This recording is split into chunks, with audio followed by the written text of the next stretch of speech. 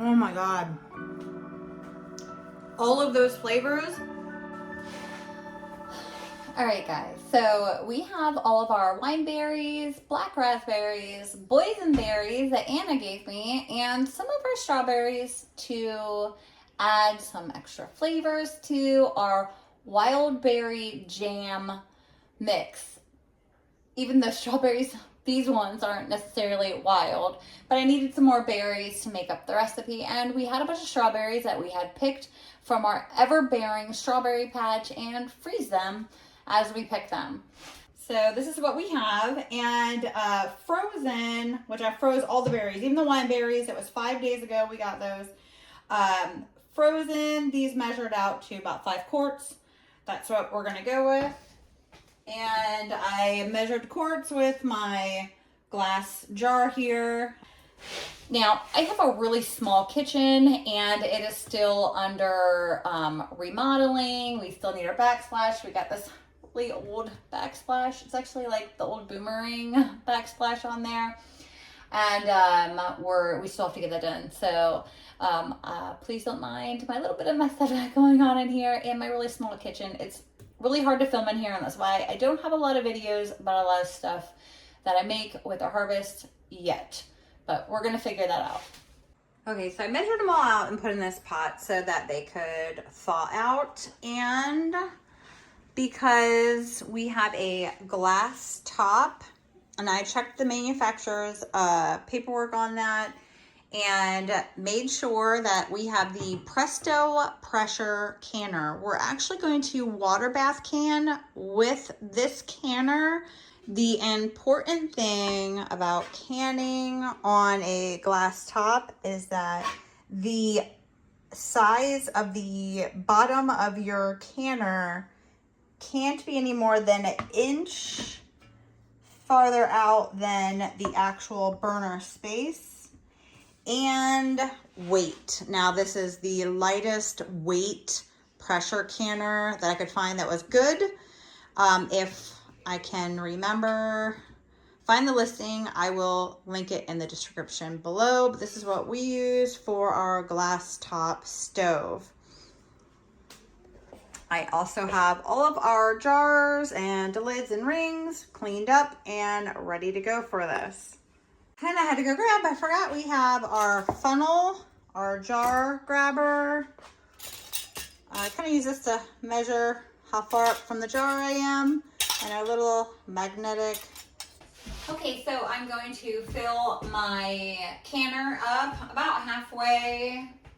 This is the size of the jars we're gonna be using, the little half pints, and we want the water when they're canning in here to be at least an inch over the top of our lids. So if you think about your bottle, your jar is sitting on top of the plate, which this came with my pressure canner. Or if you're using a regular water bath canner, you have the grate in there that you can use to pull up, or whatever it is that you put down into the bottom of this. It doesn't have to be anything fancy. If you just have a large stock pot, you can use that. And then you can put a bunch of canning rings, like a bunch of canning rings down along the bottom of it. I've seen people that even wire the canning rings together, a whole bunch of them, so that it's one nice flat surface that goes down in there. You can do that. So you don't have to have a canner. You can have a big stock pot, something in the bottom, and your jars. And you're going to want a lid to go on top of your pot, whatever it is you're using. You don't want all that water while it's canning to be evaporating out. So I'm going to fill this halfway full. And this might take a moment. Okay, I'm changing positions over here. I'm putting it on the burner over here, and mind you, this is really heavy, and once we put product in it, it's going to be even heavier, and that is another concern with a glass top. When pressure canning, it's not that bad because you really don't have as much water in it when you do the pressure canning. Water bath canning, you have a lot of water. Another consideration with the glass top to think about is you need a flat bottom on your pan. A lot of the water bath canners have the ridges in them, and that is not suggested with a glass top either. So I've got all of my fruit in here, and I'm going to turn that on and start boiling it down. I did not crush or anything. I could have put them in the processor, especially for the strawberries, to work them down. I'm doing a jam, not a jelly either, so I'm not going to be straining any the seeds or anything like that out. I like it chunky whenever I eat my jams or jellies. So we had frozen fruit and just measured them out frozen, threw them in this pot and put a lid on it and letting them thaw on the counter for the past, few hours, hour or two, something like that. I like to use a lower sugar recipe for this, and it's still not really low. The low sugar recipe is only like a cup less sugar, I think is how it works out. We are going to have 4 cups of sugar to our 3 quarts of fruit, which that's still a lot of sugar.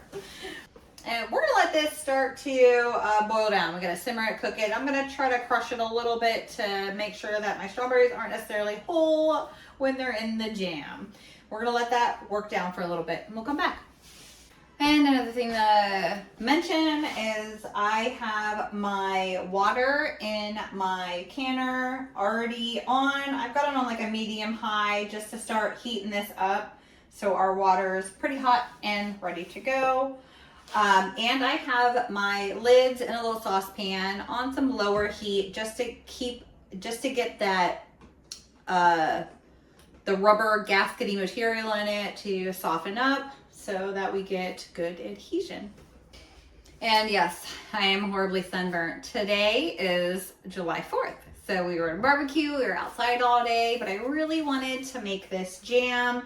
And yes, I still have our cottage tour video gonna be coming out to you guys, but we had a lot of storms and we had a tree fall on our house and on our power lines. And a lot of debris was on the cottage garden. So it's been a lot of work cleaning that up and a lot of stress because it fell on our electric line. So we've had a lot going on here and a lot to overcome. So that video is taking me a little longer to get out to you guys because, well, you can just imagine. This pan was like pretty full before I started cooking it, and it's really worked way down. I've been off screen letting this kind of simmer and mash down a little bit for like 10 minutes probably. And something else I want to mention is for years the only way I made jam was I made freezer jam, which is like this but without the canning process. And I just don't have a lot of freezer space right now. So we try to prioritize freezer space to be used for like meats. And so I really wanted shelf stable, and that's why we're going the canning method. Now you can easily do, it's the same thing. The recipe's a little bit different. I can't remember if it's more or less sugar. I think it might be more, I'm not sure. To do the freezer jam versions of this. And then you don't have to worry about canning or anything, but then you have to have space in your freezer for it. Okay. So it's really getting liquidy looking. We're gonna actually turn it up to get it going to a good boil, which is boiling a little bit.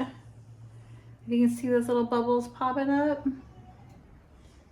I'm gonna get it going a little bit more. Look how chunky that is. If you don't want yours chunky, if you cut them up first or put them, like I said, in the food processor or something, it won't be chunky, but I like it chunky. And also the idea of having our canner hot water in it, we need to make sure that if we're putting hot product, it's called hot packing, into a jar, that we put it into hot water for our canner. We can't put a hot jar into a cold bath of canner water, or they'll crack. We don't want that to happen. Okay, so our boil's getting a little bit better. And you can start to see a little bit of foam on here, and you're gonna get that, but there's one thing we can do to try to reduce the amount of foam, is putting a teaspoon or like, you know, a dab of butter or margarine in there. I'm just gonna put a little dab of butter, margarine. Husband prefers the margarine.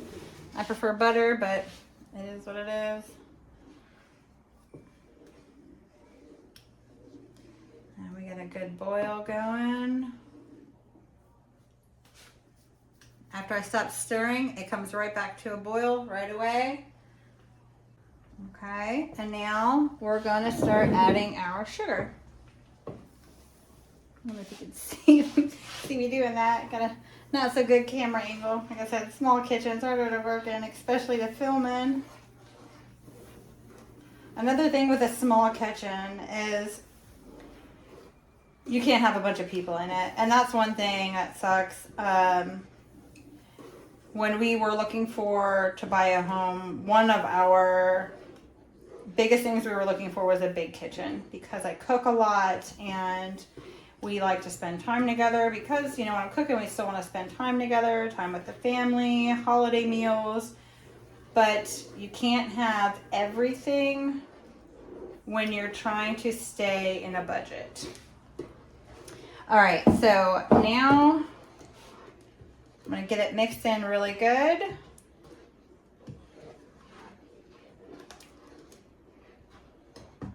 Make sure it comes back to a boil. Once it starts boiling, cook for exactly 1 minute, and then we'll cut the heat off. Can you see the boil?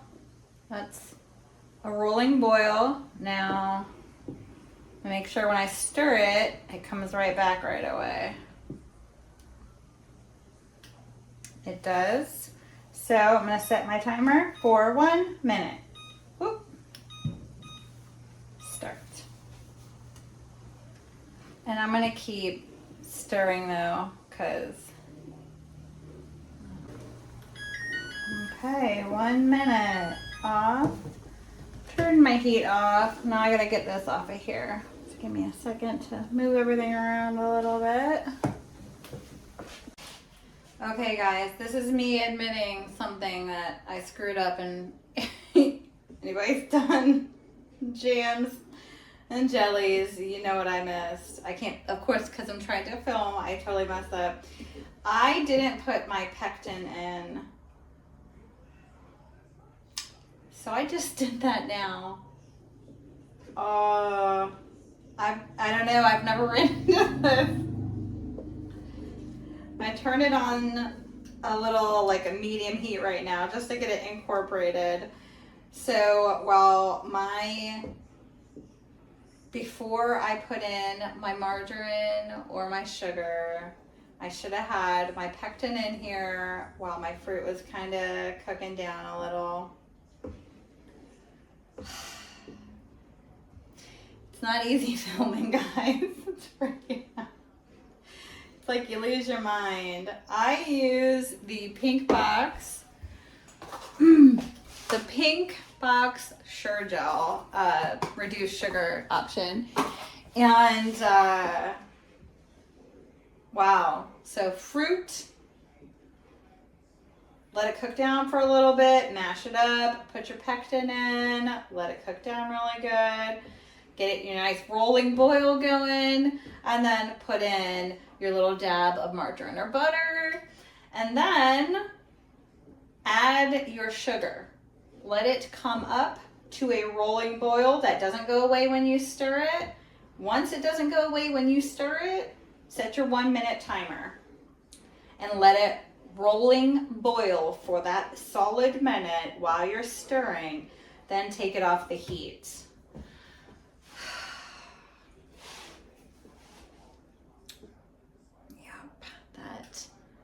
that happened, y'all. So, fingers crossed, this still turns out pretty good. And I would refilm this if I had more fruit to do this with. I would refilm and make it sound like I never screwed up, but I did. Oh no. All right, guys, fingers crossed, everything turned out really well. I'm going to put the recipe in the description, and it is also USDA website for canning and preserving, and Sure Gel has it on their website, and they're a little bit different, but same idea. Anyway, regroup. We need to fill our jars. Okay, all my jars, rings, and everything are clean, and we're gonna start. I have a rag, like an old rag, sitting down here. I don't mind getting messed up.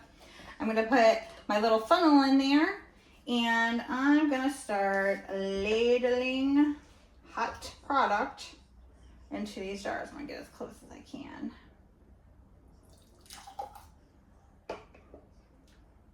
Okay, maybe that angle will work for you. Maybe it won't, I'm not quite sure. But you can see if I stick this in, I still need to come up more because I'm lower than 1/4 inch. So if I just kind of elevate my funnel a little bit above it, I can kind of see what I'm doing here. Or if you don't need a funnel and you're super like meticulous and good at not making a mess, super cool. So let's check that out. And we're pretty much 1/4 inch.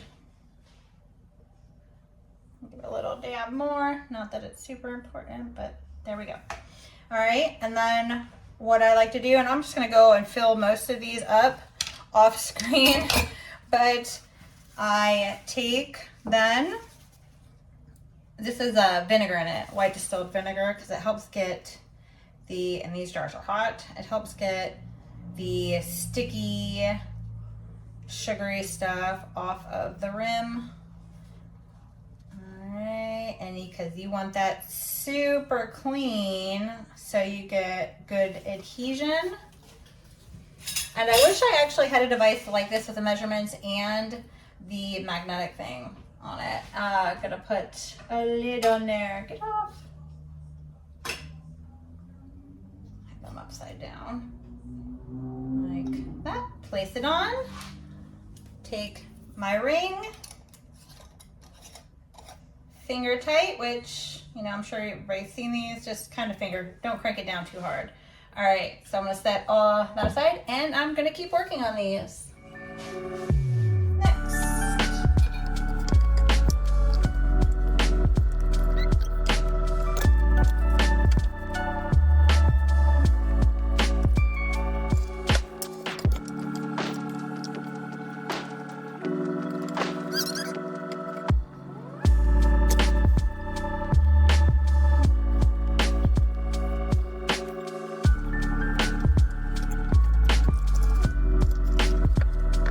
Okay, all of our jars are done filling, and I'm taking them with this because I'm also going to use this to take them out. But since we have hot water in here, I obviously don't want to use my hand. So I'm going to put all these down in here, and I think I got exactly 1, 2, 3, 4, 5, 6, 7, exactly 8. Exactly what the recipe said I was going to get. 8 of these. Okay, so there's our jars. We have 8. 3, 6, 7, 8. Yep. And that water is really hot. It's almost completely boiling right now. I'm going to turn it all the way up on high because I need it to get boiling. Now, using the pressure canner lid, because I don't have any other lid that will fit on my pressure canner. It's pretty big. Make sure I'm sitting on there flat. And so we don't want it to pressurize. So I took off one of the thingamabobbers and made sure the doodad it isn't obstructed by anything. That way steam can escape freely and we won't get any kind of steam lock going. But we do need to put it on. I'm just gonna kind of set it on there for right now so I can see when I hit boil. So these are in here. I turned my water up on high as I could get it, and I need to wait until it's boiling. Also, I want to point out that my water level was well over an inch. It's probably more like 2 inches over the top of our jars. So we hit that requirement. We need to be a minimum of 1 inch over the top of our jars with the water. We've got that. Our water was hot. Our jars of product were hot when we put them in the hot water. That's how we want it. It's hot packing. And now we're waiting for a boil, like a good vigorous boil to get going. Once we get a good vigorous boil going, there's kind of conflicting information on the internet and in recipes, even between Sure-Gel and the USDA. The USDA says on most of these berry recipes for boil canning, water bath canning, 5 minutes is all you need to do. But Sure-Gel says 10 minutes. So I'm just gonna err on the side of caution and go with 10 minutes, because 5 minutes really doesn't sound like a long time anyway. So once it boils, we're gonna boil for 10 minutes. Oh, and while I'm letting that boil and getting this going, I'm gonna start putting some hot soapy water in these pots and on everything that we use, because this is sticky mess here. Sticky business. I'm gonna clean that up right now. Can you hear the boil? I got a good boil going. I just looked at, I can't handle the camera and look down in, but I got a good boil going. So I'm gonna turn to lock it in, even though I don't have to because I'm not really getting pressure, but it says to do that in the manual for this pot, even for doing water bath canning. Our steam is escaping, so we're okay. And I'm gonna set my timer for 10 minutes. All right, 10 minutes. Turn it off, turn my heat off. It's boiling hard. I'm gonna crack this.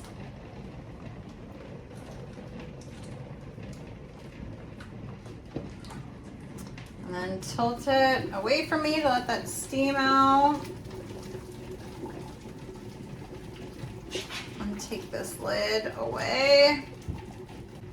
And while that was boiling and all that was going on, I cleaned up all my dishes. So that's all done and I don't have a sticky mess now. Okay, so our jars look good right now. And we're gonna let them sit there for like 5 minutes before we pull them out. So we'll be back in 5 minutes and pull them out.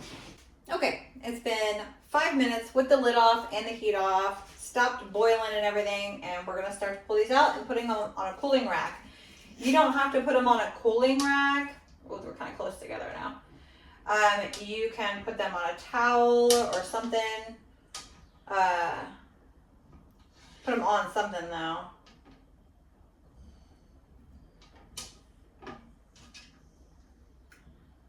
Oh, I have this upside down. That's why it wasn't working well for me. And I'm not tipping them to get the water off. Some people do. I don't like tipping.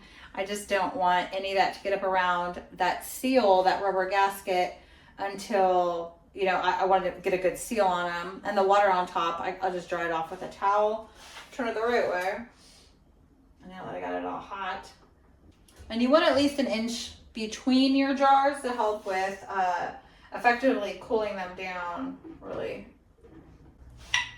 Ooh, I hear them popping already. It means they're sealing. Oh, there's 2. Can you hear the pop? We've got our 8 jars nicely spaced apart. Let me use my rag, or one of my rags here, to kind of tap it off. We don't want to put any pressure on the lids. I'm just trying to get that excess water off. You don't have to. It'll evaporate off, especially since they're so hot. So the plan is to, I'm still popping. The plan is to let these cool off for 12 to 24 hours. I'm sure they'll be cool by tomorrow morning. And then we're gonna come back, check them out, and take the rings off and open one and test it. I wouldn't feel a need to test it if I didn't screw up. But it'll also help you guys to see the consistency that we get out of it. All right, so we'll check back tomorrow morning. Okay guys, we are the next day. These have been sitting for well over 12 hours and they look great. So we're gonna open one right now together. I'm gonna take the bands off. I'm actually gonna take the bands off of all of them for storing them. That way, if one of the seals does go bad while they're in storage, we'll notice it right away and we won't have a false sense of security by that band being there. Plus then we can also reuse our bands for all of our other canning projects.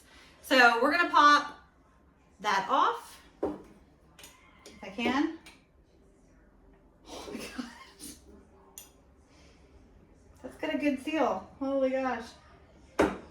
Maybe. There we go. Well, that definitely had a good seal. Okay.